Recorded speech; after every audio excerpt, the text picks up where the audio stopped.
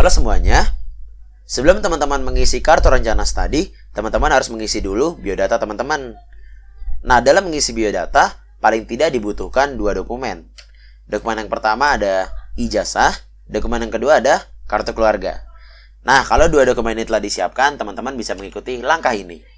Pertama-tama, teman-teman masuk browser teman-teman, lalu klik siakat.unj.ac.id, lalu klik enter. Berikutnya teman-teman masukkan username teman-teman. Setelah itu masukkan passwordnya, lalu masukkan kode keamanannya. Nah, ketika sudah masuk, teman-teman bisa arahkan kursor ke sebelah kiri, lalu klik di bagian kemahasiswaan. Lalu ada biodata mahasiswa, teman-teman klik. Lalu teman-teman akan melihat tampilan yang seperti ini. Nah, biasanya nomor mahasiswa sampai status keaktifan itu sudah terisi otomatis. Teman-teman bisa mengisi data yang di bawahnya aja. Ada data pribadi, orang tua, dan sekolah sebelumnya. Untuk di data pribadi, teman-teman isi yang nama lengkap pengajuan awal, tanggal kelahiran, tempat kelahiran, kelamin, agama, kewarganegaraan, jenis tinggal, transportasi, alamat rumah teman-teman, provinsi, kabupaten atau kota, kecamatan, telepon, HP, email, NIK, NPWP, serta KPS. Nah, untuk yang tidak dibintangi, itu berarti tidak wajib diisi seperti telepon, NPWP, serta KPS. Berikutnya, di data orang tua, ada nama ayah, nama ibu, nama wali jika teman-teman memiliki wali, NIK ayah, NIK ibu, NIK wali, tanggal kelahiran ayah, tanggal kelahiran ibu, tanggal kelahiran wali, pendidikan ayah, pendidikan ibu, pendidikan wali, lalu ada penghasilan ayah, penghasilan ibu, penghasilan wali, pekerjaan ayah, pekerjaan ibu, pekerjaan wali, alamat tempat ayah dan ibu atau wali teman-teman tinggal, provinsi, kabupaten atau kota, kecamatan, serta kontak. Nah, lalu teman-teman bisa mengisi sekolah sebelumnya nih. Ada NISN, provinsi sekolah, kabupaten kota atau sekolah, kecamatan sekolah, NPSN, nama sekolah, jenis pendidikan, akreditasi, jurusan, tahun masuk, tahun keluar, jumlah rata-rata UAN, jumlah mata pelajaran UAN, nomor kelulusan UAN, jumlah rata-rata ijazah, jumlah mata pelajaran ijazah, nomor kelulusan ijazah, serta alamat. Jika sudah, teman-teman bisa klik simpan. Lalu akan muncul biodata berhasil disimpan, klik OK. Lalu tampilannya akan kembali lagi ke home. Sebelum teman-teman mengetahui tentang cara mengisi KRS, pertama-tama teman-teman tahu nggak apa itu KRS? KRS atau Kartu Rencana Studi adalah lembaran yang berisi daftar mata kuliah yang diikuti mahasiswa dalam satu semester. Dalam mengisi KRS, setidaknya ada dua syarat yang harus dipenuhi. Yang pertama adalah telah membayar UKT atau uang kuliah tunggal, dan yang kedua adalah sudah ada jadwal dari prodi tentunya. Pertama, teman-teman masuk ke Google dulu, lalu teman-teman bisa klik siakat.unj.ac.id. Setelah itu teman-teman klik username teman-teman, dan passwordnya juga, serta kode keamanannya. Setelah itu teman-teman klik login, lalu klik akademik di sebelah kiri dan klik pengisian rencana studi. Di situ teman-teman klik tambah KRS, dan di sebelah kanan ada fitur search. Di situ teman-teman bisa search kode seksi yang telah diberikan oleh TU yang menentukan mata kuliah kalian dan jamnya serta dosen pengampunya.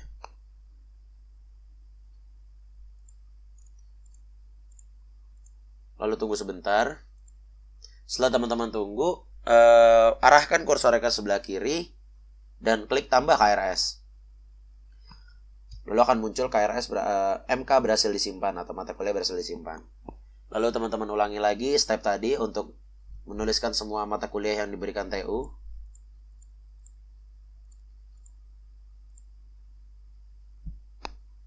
Jika sudah selesai menunggu, klik tambah lagi.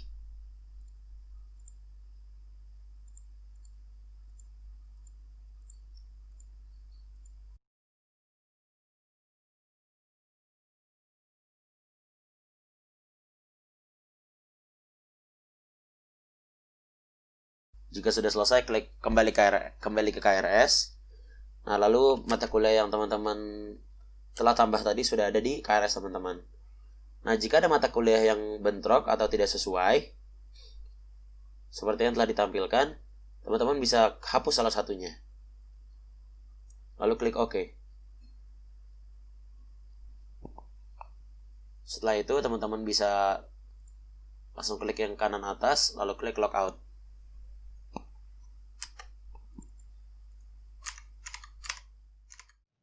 Buka siakat.unj.ac.id.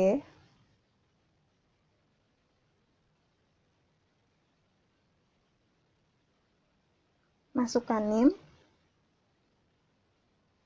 password, dan kode keamanan.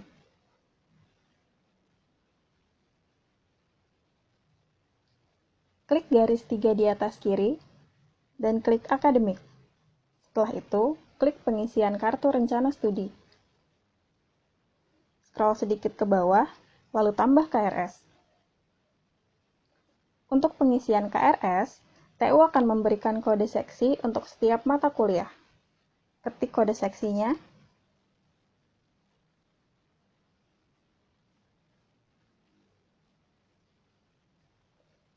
lalu klik Enter.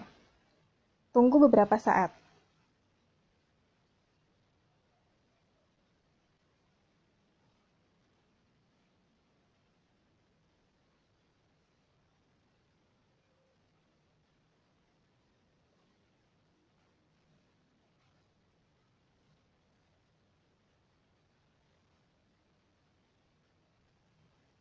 Lalu, scroll ke paling kanan di kode seksi yang pas.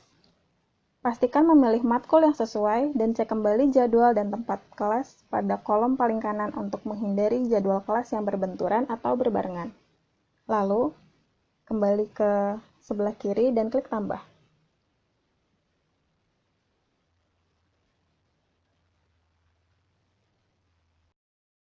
Nah, setelah teman-teman mengetahui tentang cara mengisi KRS, sekarang ada nih kendala-kendala dalam pengisian KRS. Yang pertama adalah belum membayar UKT, khususnya bagi anak-anak bidik misi serta KJMU. Anak-anak bidik misi dan KJMU biasanya mengisi KRS di akhir-akhir masa pembayaran UKT, karena pencairan bidik misi dan KJMU itu relatif lebih lama daripada yang lain.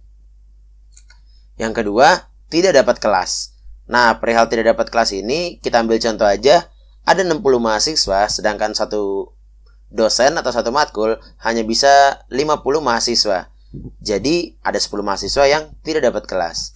Nah, yang ketiga, kelas bentrok. Kelas bentrok ini terkait satu dengan yang lainnya di hari yang sama, bahkan di jam yang sama. Bagaimana nih jika terjadi seperti ini? Nah, disinilah peran advokasi. Yang pertama adalah peran mengarahkan, di mana advokasi mengarahkan mahasiswa-mahasiswa untuk dapat mengisi biodata, KRS, dan lain-lain dengan baik dan benar. Yang kedua adalah membuka kelas baru. Jika terdapat hal-hal seperti tadi saya jelaskan, maka advokasi bisa mencarikan solusi terbaik untuk kelas tersebut. Yang ketiga, ada memperbaiki jadwal yang bentrok, sama seperti yang kedua, di mana advokasi akan mencarikan solusi terbaik. Di antaranya adalah yang pertama, ketika kelas A bentrok, maka dosen kelas A dan dosen kelas B jika sama dapat digabungkan menjadi satu agar kelas A tidak jadi bentrok. Atau kelas A dapat menego dosennya untuk dapat pindah jam walaupun tidak sesuai dengan KRS. Nah, yang terakhir ada etika menghubungi dosen. Yang pertama adalah hubungi dosen pada jam kerja. Jika di luar jam kerja, usahakan sebelum pukul 6 sore atau sesuai dengan kesepakatan dosen yang bersangkutan. Yang kedua, gunakan bahasa yang sopan. Karena pada dasarnya dosen adalah guru kita di kampus, jadi tetap dijaga ya bahasanya. Yang ketiga, dahulukan mengucap salam sebelum memulai pembicaraan. Yang keempat, perkenalkan dirimu. Karena tidak semua dosen itu menyimpan nomor kamu, apalagi saat kamu pertama kali ngechat dosen. Wajib tuh memperkenalkan diri. Berikutnya ada sampaikan keperluanmu dengan singkat, padat, dan jelas. Kenapa harus singkat? Kenapa harus padat? Dan kenapa harus jelas? Karena jika terlalu panjang atau terlalu singkat, bisa jadi dosen tersebut tidak paham apa maksudmu. Yang terakhir adalah sampaikan maaf dan terima kasih. Karena kita tidak tahu ketika kita ngechat dosen tersebut, apakah dosen tersebut dalam keadaan siap untuk menerima chat kita atau tidak. Nah, ini adalah contoh chat dosen yang baik dan benar.